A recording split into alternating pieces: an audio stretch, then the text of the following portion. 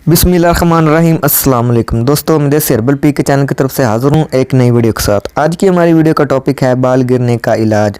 बाल गिरने का मसला हर दूसरे तीसरे आदमी में पाया जाता है, इसलिए मैं आपके लिए बहुत ही आसान और मुजरब नुस्खा लेकर आपकी खिदमत में हाज़िर हूँ। इस नुस्खे का सबसे बड़ा फ़ायदा ये है कि आपका इसमें 1 रुपया भी नहीं लगेगा और 100% काम भी करेगा इंशाल्लाह। वीडियो शुरू करने से पहले हमारे चैनल को सब्सक्राइब करें और साथ ही बेल आइकॉन को दबा दें ताकि हमारी नई आने वाली वीडियो का नोटिफिकेशन आपको मिल सके। दोस्तों, आपने 2 चीज़ें लेनी हैं।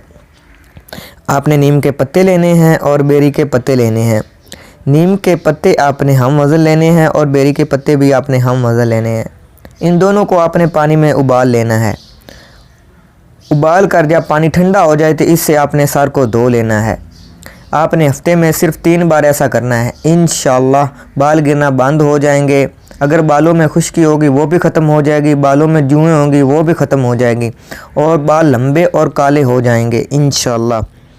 दुआओं में याद रखना। अल्लाह हाफिज़।